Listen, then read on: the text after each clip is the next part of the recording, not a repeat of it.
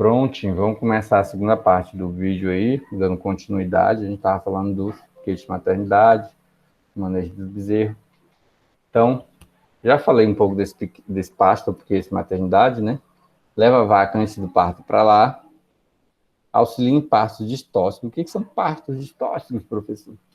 Partos distóxicos são partos, qualquer parto que a vaca tem dificuldade, né, de parir sozinha. Ela vai precisar de uma interferência, né, um auxílio. Qualquer parto que a vaca tem dificuldade e precisa de um auxílio, a gente chama de partos distóxicos. Quais são os casos mais comuns? Os casos mais comuns são de primíparas, né? Aquelas que vão parir a primeira vez, não dilatam o suficiente e ficam com dificuldade de expulsar o bezerro naturalmente. Aí você tem que ir lá e ajudar aquela vaca puxando o bezerro também à medida que ela contrai para ver se ele sai com mais facilidade. Os outros casos são de bezerros que estão na posição errada, né? Você tem que tentar girar ele para botar ele na posição certa para ele poder sair. Esses são os casos mais comuns. Outros casos também muito comuns são casos em que você coloca o reprodutor muito grande com uma vaca pequena. E aí, no cruzamento, às vezes, puxa o DNA do pai. Quando puxa o DNA do pai, o que acontece? O bezerro, às vezes, fica muito grande para aquela vaca. Principalmente se for, no caso, como eu falei, de primípara, né? Que a vaca ainda não está 100% do corpo desenvolvido. Então, aquele bezerro muito grande, ela fica com dificuldade de expulsar e, às vezes, muitas vezes, tem casos, alguns, que acabam indo para cesárea para poder tirar esse bezerro. Então, esses são alguns exemplos de parto distóxico. E por isso, esse parto deve ser, esse piquete, ou esse pasto maternidade, deve ser de fácil acesso e de visualização. Porque você viu que a vaca lá começou o trabalho de parto hoje. Amanhã ainda não pariu, já deu 24 horas. Já você pegar, dar uma olhada para ver por que ela não pariu.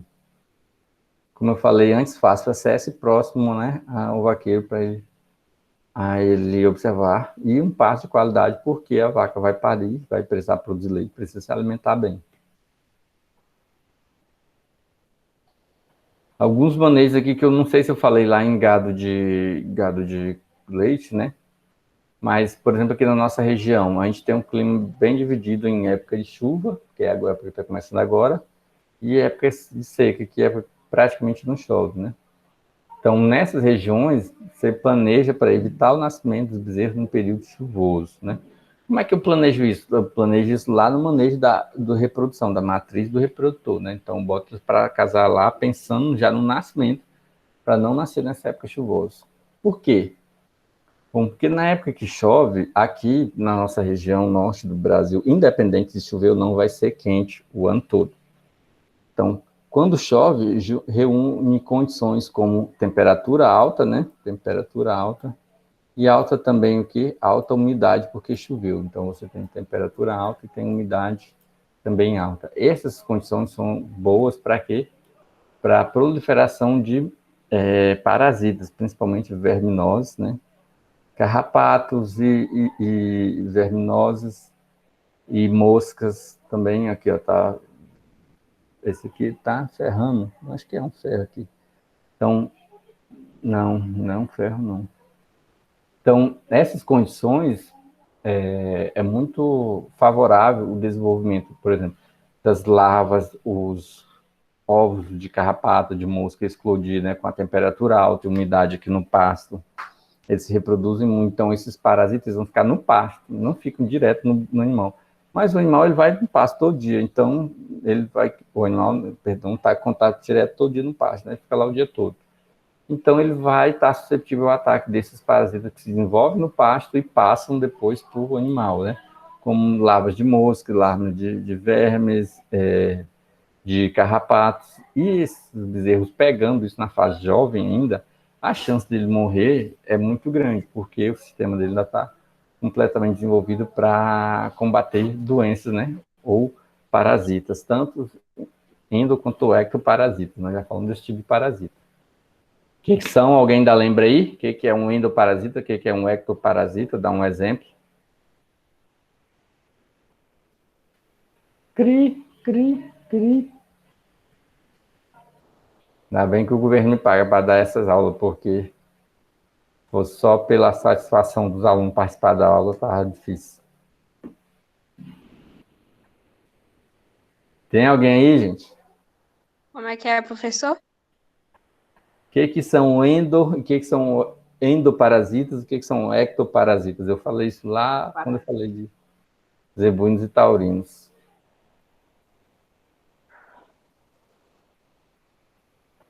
Nada? Anything? Eu vou dar um exemplo de parasita e você me diz se são um endo ou ectoparasita. Carrapato, ele é o quê? Parasita. Ele é um parasita, mas ele é um endo ou um ectoparasita?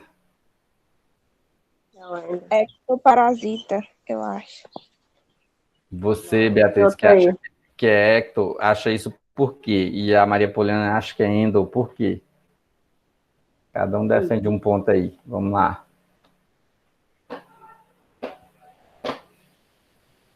Nada?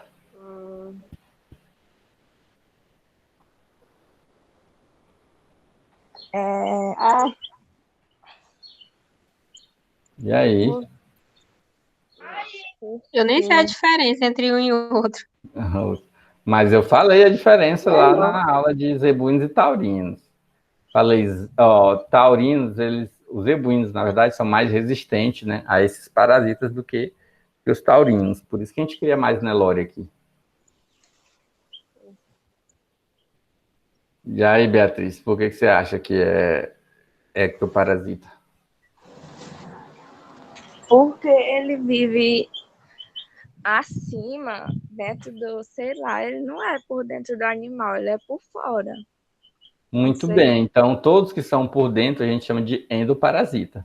Por exemplo, os vermes, né? A gente não dá remédio de verme para criança, a gente aplica vermectina também no gado, que é porque eliminar os vermes.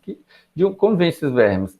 Contaminação de fezes contaminadas de outros animais no pasto, de contato com outros animais. Tudo isso ele pode consumir esses vermes junto com o pasto, né? Junto com o alimento. Outros exemplos, deixa eu ver aqui. Sim, vírus, fungos, protozoários, tudo que entra dentro do animal, né? Bactérias. Uma bactéria entrou lá na ferida do animal, né? Virou um endoparasita. Por quê? Porque está consumindo o animal, parasitando ele por dentro. O que parasita de fora, mas vai consumindo o animal também, por exemplo, o carrapato ele está de fora, né? Mas ele bota um canudinho lá e fica sugando o sangue do bicho, né? Então ele é ectoparasita, o que parasita por fora, por exemplo, mosca, piolho, né? Mosca do chifre, piolhos, são carrapatos, são ectoparasitas, parasitas por fora, dá pra gente ver, né? Então o ectoparasita é mais fácil a gente combater, porque a gente vê, aquela vaca tá cheia de carrapato, eu tenho que aplicar algum remédio, tenho que fazer algum programa de controle. Mas às vezes o bichinho tá lá e magro, velho, não engorda, come, mas não engorda. Às vezes ele pode estar com parasita interno e a gente não sabe, né? Não tá vendo? Esses são mais difíceis de combater. Então, independente do tipo de parasita, ele se desenvolve mais nesse período. Não sei se na casa vocês já começaram, mas provavelmente vai começar. Que aparecer mais moscas, né, na cozinha, não pode deixar resíduo de sujeira, nada, que apareça com mais frequência agora. Aqui está infestado. Porque essa época elas se desenvolvem mais rápido, porque tem essa umidade, tem a água das chuvas, mas também tem aquela hora que a chuva para, então aquece, o clima continua quente todo o tempo. Então, reunindo essas condições de temperatura... Pode falar. Mas aí fala que fica desviando chuva. Mas não é só isso, não. É porque as condições de temperatura e umidade ficam ótimas para eles. Aí eles aproveitam para voar e para depositar ovos. Né? Mosca também se reproduz através de ovos. Então, deposita os ovos para ter essa umidade, esse calor, para esses ovos eclodir. E aí, né, nascer novas moscas, novas larvas de mosca. Outros cuidados, corte e cura do umbigo, nós já falamos sobre isso, falei até na aula prática, mostrei para vocês como é que faz. Orientar as primeiras mamadas, em gado de corte é mais difícil, mas ele mama sozinho. Fornecimento do colosso já falei. E observar as diárias rédeas e tratá-las assim que possível. Também já falei disso. Isso aqui, ó. Lá na aula prática eu mostrei para vocês, a gente fez num copo, né? Porque eu tenho que comprar esse trem aqui, em Palma já procurei, aqui também não achei, tem que comprar pela internet. Esse aqui é um copo próprio para isso. Então, esse aqui é uma espécie de copo aqui em cima, né? e o reservatório de solução aqui embaixo. Você aperta ele, o líquido sobe e vai encher aqui, essa parte azul, né? E aí você pega o umbigo, ó, imerge, coloca ele dentro, né? E faz a desinfecção aí do umbigo, né? Aqui ele está palpando para ver se tem alguma inflamação, né? Então, às vezes, você pode apertar um pouquinho ali, o bicho vai se debater porque está dolorido, porque está inflamado. E aí, como eu falei para vocês, ó, aqui o cordão umbilical ele tem esses 4 canais principais aqui. Ah, não mostrei aqui não, tá. Lá no bulbo eu já falei, um é uma artéria que vai lá para a região da cabeça, aí o outro vai para a região de trás, né? Uma vai cranial e outra caudal, e em animal a gente fala assim. Em ser humano a gente fala que é uma que vai superior, né? Que é em direção à cabeça, e outra posterior, que é em direção para baixo, para as pernas, né? Em animal a gente fala que é direção cranial e caudal em direção à cauda. Tem uma veia aqui também que vai se bifurcar e vai tanto para um lado quanto para o outro, e tem o uráculo, que é o sistema linfático, né? Então tem várias comunicações que passam aqui pelo cordão umbilical. Se der uma contaminação aqui, ó, pode ir para qualquer lugar e você não saber, para não ter problema de movimento, né? Nas articulações, problema no fígado, problema lá na cabeça, né? Problema no pulmão, porque foi um micro-organismo que entrou por um desses canais aqui, né? Então, a alimentação, nós já falamos, o colostro, ele serve principalmente para a saúde do animal, mas também serve como alimento. O principal alimento é o leite. Depois do leite, à medida que ele vai crescendo, nós vamos fazer o quê? Pasto e concentrado. O concentrado a gente usa na suplementação. Então, toda vez que a gente vai falando de suplementação, eu estou falando de concentrado. Quando for o pasto é o volumoso, e tem um creep grazing, que é a suplementação de pasto, ou seja, um pasto diferente para esse bezerro, né? Creep feeding é um concentrado diferente para esse bezerro, creep grazing é um pasto diferente ou diferido, né? Separado só para esse bezerro.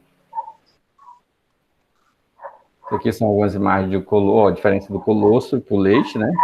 A gente vê a diferença de tonalidade. Por quê? Por causa das proteínas que tem no colostro, que são os anticorpos. Isso aqui é um banco de colostro, que é mais em gado de leite faz, eu já falei para vocês. Né? Você vai tirando um pouco de colostro de cada vaca, né? E vai montando uma reserva, por caso tem vaca que morre aí na hora do parto, você tem colostro para dar para o bezerro. Isso aqui eu vou pular, porque nós já falamos desse trem aqui demais lá em gado de leite. Então, eu vou passar mais rápido isso aqui. Isso aqui também já falei. Isso aqui também. Tá. Isso aqui é um resumo das partes do bezerro, né? Então, ó, corte, desinfecção do umbigo, colostro, identificar o animal, né? Isso aqui é uma coisa difícil que o povo, até hoje nós vivemos na era da tecnologia, mas o povo tem dificuldade de anotar, de registrar. Você chega para qualquer vaqueiro e fala, quantos litros de leite essa vaca está dando? Ele fala, está dando uns 5, uns 6, uns 8. Tem sempre uns. Nunca é certinho, porque ele não anota. Quando esse bicho nasceu, acho que foi em dezembro. Aí se... Não, foi no dia que teve aquele churrasco, não sei das quantas, foi que dia, tal. Então, muita gente tem dificuldade de manter os registros da fazenda. O que é muito importante. Não tem como você ter uma fazenda hoje em dia de tecnificada sem ter registro do que acontece na fazenda. Você tem que ter registro do quê? Reformou um pasto, registra quando foi a reforma desse pasto, quando foi que plantou o capim, quando foi que o gado entrou a primeira vez nesse pasto. Reformei o pasto em dezembro, em janeiro. Chegou em agosto, já estou sem pasto. Meu Deus, aquele pasto não durou nem um ano. Então você já tem um registro, que alguma coisa está fazendo de errado, né? Então vamos ver onde foi que errou, está tudo anotado. Cada fase que fez aquele pasto, que fez com o animal. Essa vaca pariu quando? Pariu agora em, sei lá, em outubro. Aí passa o ano que vem e a vaca não para. A gente vai ver quando foi que ela pariu. Pariu em outubro do ano passado. Você deu um ano, não pariu de novo. Está prenha, não está. Então essa vaca está dando prejuízo dentro da fazenda. O bezerro nasceu quando? Nasceu tem uns 3 meses. Não tem que saber que tem uns 3 meses, tem que ser o mês certo. Saber a idade dele. Então já passou da época de desmamar, ainda não, está cedo, está tarde. Tudo a gente não sabe se tiver anotação dentro da fazenda, né? Algumas coisas que eu já falei, né? Vacinas, refugações, rodízio no piquete, que nada mais é do que o pastejo rotacionado, vocês devem ter estudado isso lá em Foz de Cultura, e é o quê? Dividir o pasto em piquetes menores, e aí você vai andando com o gado um período curto em cada piquete, vai passando para os outros até voltar aquele piquete inicial. E aí você vai dando um tempo para cada piquete descansar, enquanto o grupo de animais está indo para o próximo. Algumas coisas que hoje em dia poucas fazendas ainda fazem, né? Por exemplo, castração. Hoje tem até um método químico, né? Que é para não ter muito trabalho. Você leva o animal lá no dia de vacinar, por exemplo, você castra, aplica uma medicação que vai castrar ele. Identificação, a maioria hoje ainda é brinco, né? Hoje tem uns brincos com código de barra, com chip, que aí pode rastrear esse animal. No lugar que ele estiver na fazenda, você vai ver pelo computador e ver onde é que ele está, né? Que piquete que ele está, onde está o grupo dele. Também tem essa tatuagem em orelha, e a mais tradicional, que é o ferro quente, né? O cara coloca lá para ninguém roubar e tá lá a marca dele. Então, essa parte foi a de cria, né? E agora eu vou falar, para finalizar ela, a suplementação, e depois a gente chega no desmame. Então, o desmame acaba a fase de cria. Depois a gente entra na recria. Então, isso aqui eu peguei de uma palestra, vou até mudar isso aqui, já tá na hora, mas depois eu troco, né? Para falar sobre os CRIPs, né? Creep Feeding e Creep Graze. Então, o que é o Creep Feeding? Uma área cercada, reservada ao acesso apenas aos bezerros com suplementação no coxo. Então, uma área cercada, e dentro dessa área vai ter um coxo. E quem vai poder consumir o que está dentro desse coxo? Apenas os bezerros, né? Então, uma área cercada, que dentro dela tem um coxo, que só os bezerros vão ter acesso a essa área. O que é o Creep Grazing? Uma área cercada, até agora está igual, com melhor disponibilidade de forragem, reservada ao acesso apenas dos bezerros. Então, o que eles têm de comum? Também é uma área cercada, também é o acesso só para o bezerro, né? Até aqui está igual. Só que o que eles têm diferente? Uma é um coxo e a outra é o quê? Forragem. Então, aqui está a diferença. Então, esse aqui, o Creep Feeding, é uma área pequena. Você fecha ali uma área em volta do coxo, e só quem entra são os bezerros para comer o concentrado e a suplementação que está dentro daquele coxo. Esse aqui é uma área maior, então você vai cercar um piquete todo e vai deixar dentro um pasto, né, uma forragem disponível para esses bezerros. E só quem vai entrar nessa área desse piquete vai ser os bezerros. Por que creep? Creep vem de restrito, né? Do inglês, então é uma alimentação restrita, né? Só aos bezerros, restrita aos bezerros, só eles têm acesso e outros animais não têm, outras categorias. Né? Então, é um pasto restrito, ou seja, não entra todo mundo, só entra quem é escolhido. Quem é o escolhido, nesse caso, são a categoria dos bezerros. Né? Então, isso aqui é de um autor chamado Alan Ferreira, ele fala que uma suplementação que eu vou colocar aqui no coxo, ela tem que ser como? Segundo ele, ter 75% a 80% de NDT, que é uma medida de energia dentro dessa ração, 18% a 20% de proteína bruta, que é o nutriente, né? E o ideal é fornecer 1 kg por dia para esses animais. Com essa suplementação, a suplementação para os bezerros, combinando com o leite da mãe, pode garantir níveis acima de 1 kg ao dia. Com essa técnica, será possível desmamar um bezerro com aproximadamente 250 quilos. 1 quilo ao dia que ele está falando aqui, gente, é ganho de peso. Já imaginou você ganhar 1 quilo todo dia? Em 30 dias você ganhou, um mês, né? Ganhou 30 quilos. E aí, agora eu quero ouvir a voz de vocês. Na opinião de vocês, é muito ou pouco ganhar 1 quilo por dia? Acho que é pouco. Pouco. Ana Acho Luísa, pouco também. Maria Poliana, Muito. muito. Vamos pensar um pouco para a gente saber se é muito ou pouco. Vamos pensar. Quem está ganhando esse 1 quilo por dia? É eu, você, a vaca? A vaca, Nós estamos falando de alimentação da vaca? não. Estamos falando de alimentação de quem? Só para os bezerros. Então, quem está ganhando esse 1 quilo por dia? Os bezerros. Bezerro. Quanto pesa um bezerro? 250 quilos. Ave Maria, um bezerrão aí já está desmamado. Uns 100 quilos. Um bezerro nasce pesando quando? Quanto? Ah, não sei. Nunca vi, não. Então, Também não. aqui na região nossa é de 30 a 40 quilos. Dificilmente vai chegar a 40 quilos. 30, 35. Então, ó, ele bezerro nasce pesando isso aí. Vamos supor que ele vai ser desmamado com 200 quilos, ou 250, como a Ana Luísa falou. Então, nesse período todo, sem tirar a média dele, então vamos botar uma média aí, quando ele tiver aí com uns 2 meses, ele vai ter menos de 100 quilos ainda, né? Quando ele começa a consumir essa coisa aí. Então, um animal com menos de 100 quilos, ganhando 1 quilo todo dia, é muito ou pouco? É muito. É muito. Então para um bezerro ganhar 1 quilo é muito, né? Por quê? Porque ele é um animal pequeno, ele é leve, é um bezerro, né? Então tá andando lá junto com a vaca. Então, ó, ele vai se desmamar com 250. 250 é no final, né? Do final dessa fase de bezerro dele. Aqui ele já vai deixar de ser bezerro, para deixar de ser novilho, né?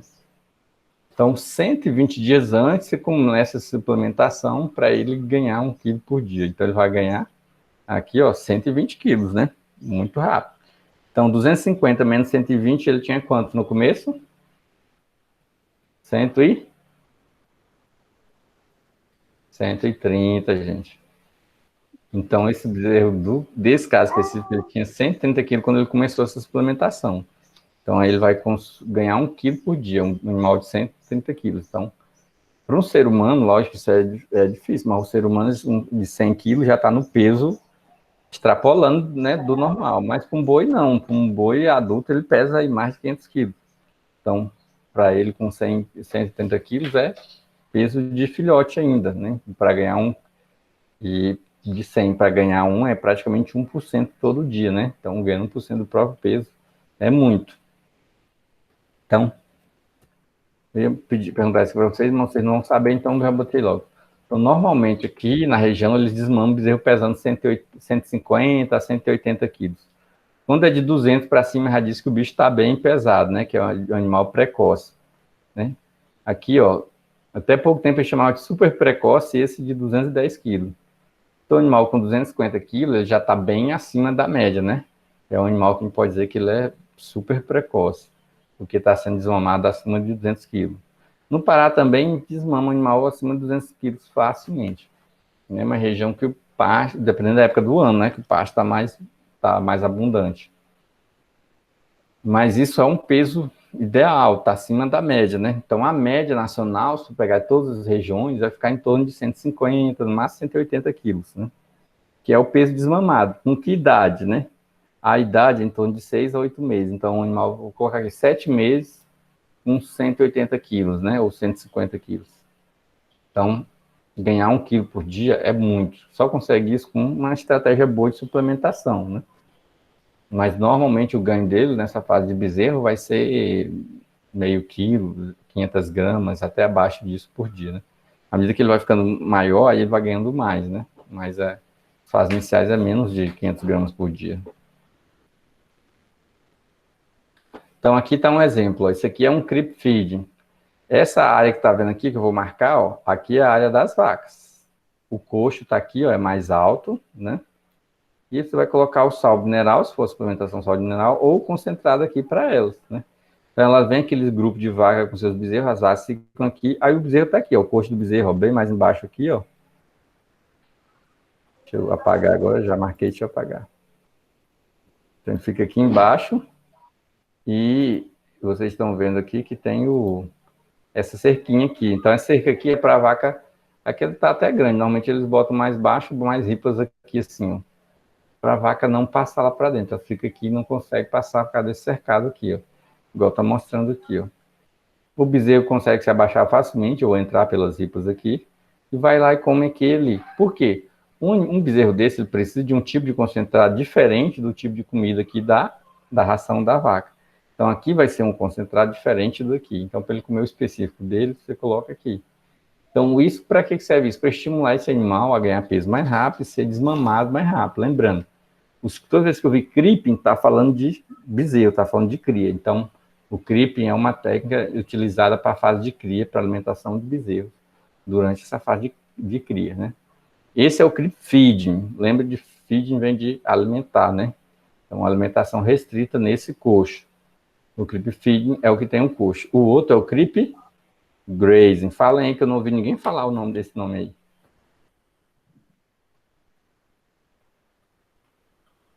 Bora. Não, vou falar isso não. Pois fala, menino. Eu não tô falando aqui, todo mundo passa vergonha junto. Bora lá. Ana- Leite, Cripe, que mais? Josi, sei lá. Beatriz, Ana Luísa, bora. Clipe Grace. Oi, tá vendo? Ana Luísa, faltou você. Não deu onde. Não fugiu do grupo. Deve ter deixado o celular e foi embora. Então, crepe Grace. Crepe é fácil de falar, igual aquele. É parecido com crepe lá que a gente compra, né? Para comer. Então, o que eu quero crepe Grace? Aqui, ó. As vacas estão num pasto aqui. Aí isso vai estar do lado para elas. A diferença é que vai fazer uma portinha aqui, ó, que só passa o bezerro. E a vaca vem aqui próximo, mas não passa. O bezerro fica aqui, mas ele tem contato. Aqui você pode ser uma cerca de madeira, né, ou de arame mesmo, a vaca o bezerro vai ter contato visual com a vaca. Ele vem aqui, come e volta, né? Logo que é um desenho ilustrando, né? Então aqui pode ter várias vacas, o bezerro vem e fica um trânsito livre, né? Vão para lá e para cá toda hora. Aí tem várias modalidades dele, ó. Aqui embaixo está mostrando lateral. Então, ó, o piquete das vacas mais do bezerro. Aí vai para o próximo, vaca mais o bezerro. Aí para o próximo. Aí vai fazendo rotacional. Chega lá no último, volta para o primeiro, né? Que é o tempo do pasto lá já recuperou de novo. Ou esse aqui, ó, que o bezerro vai, fica consumindo, depois muda a vaca para aquele pasto que o bezerro estava, porque ele não vai consumir tanto, né? Ainda vai sobrar capim. E aí o bezerro vai para o próximo, vem para esse, né? E a vaca vem para esse. Aí vai fazendo, vai continuando. Aí depois muda o bezerro para o outro pasto e a vaca vem para o que ele estava. Vai rodando até rodar todos os pastos aí. Mas tem que lembrar o quê? Que é um pasto específico para o bezerro, para ele não ter competição com a vaca, né? Porque uma vaca come muito mais do que um bezerro.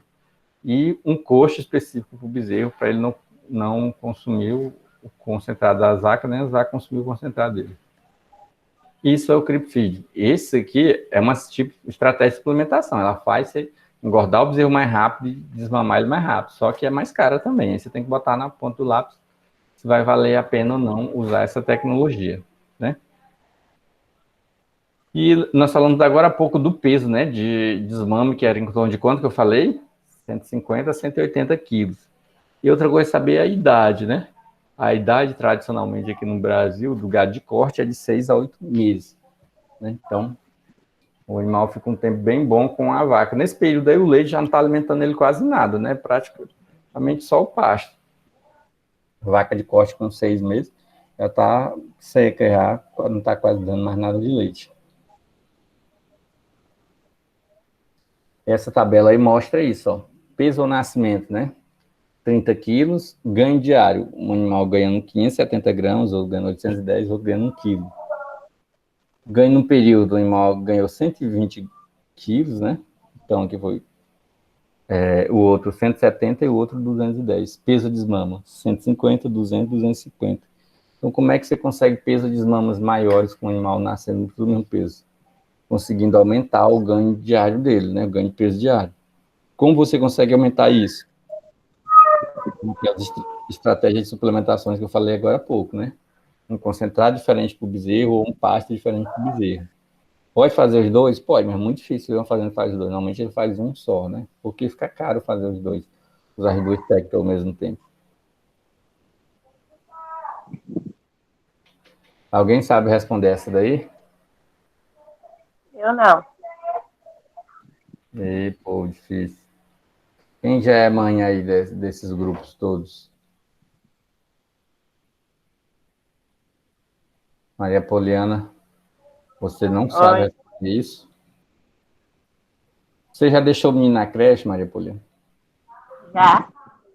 É. A minha pequena de 3 anos vai pra creche. Ela vai lá feliz ou chora a primeira vez que vai para a creche? Ela nunca chorou, não. Nunca chorou, não? Que bom. Chega lá, entrega ela de boa, ela fica lá de boa. Isso. Dou Hein? tchau, ela dá tchau também. Ó, que bom. Todos os meninos fazem assim, lá na porta da Todos não. creche. Tem uns que choram ou não. Não é todos não. Não chora.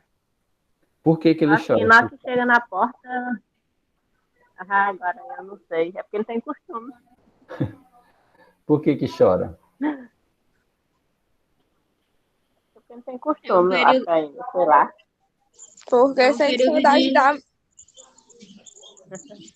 Sente falta de quê? Ele tem da ganho de mãe. peso, perda de peso, né, professor? Que ele começa a ter que comer o pasto. Ele vai ter que aprender a se virar. Mas um lugar de corte, ele já fica, já está no pasto junto com a vaca, né? Mas ele se estressa porque uma das causas é isso. Vocês estão vendo o desenho aqui, ó. A vaquinha aqui está chorando porque está deixando a cria para trás, né? Vamos separar eles aqui agora. Então, porque desde quando eles nasceram, a vida toda eles tiveram contato com a mãe junto ali do lado, né? É a primeira vez que eles vão ficar num pasto Fazer. sem a mãe, né? Então, sem animal adulto. Vai formar um novo lote só com aqueles animais, né? Então, nas crianças, ser humano, eles choram por causa disso. Ele perde contato com a mãe. Para a mãe é segurança para uma criança. Então, É, porque tá todo dia tá com a mãe ali de noite, aí nós chegamos de manhã que vai deixar na creche, aí eles estão se sentindo porque vai ficar abandonado. exato. Além disso, no caso do bezerro, ele vai ter a mudança final da alimentação. O que é isso? Acabar o leite, né? Mesmo que seja pouco, mas aquele leite pouco cria um elo dele com a mãe, serve para aumentar esse elo, né? Agora não, já vai cortar 100% a alimentação, mas ele tem aqui a perda com a matriz, né? Que é esse perda de contato, vai gerar um estresse nele e vai fazer ele diminuir o consumo, né? No caso de animais, a gente pensa sempre nisso, no desempenho. Então, por que ele ficou estressado? Se ele ficar estressado, mas ele comer e conseguir engordar, para nós está de boa. Só que ele fica estressado e aí ele diminui o consumo e diminui o crescimento dele, né? Engorda menos. Então, a gente tem que tomar técnicas de manejo, usar para diminuir esse estresse, para ele não afetar o consumo e, consequentemente, o desempenho deles. Então, as causas desse estresse, ó. Então, a mudança completa de pré-ruminante para ruminante, né? Porque ele agora vai, né, já está ruminando 100%, né? Já com 6 meses.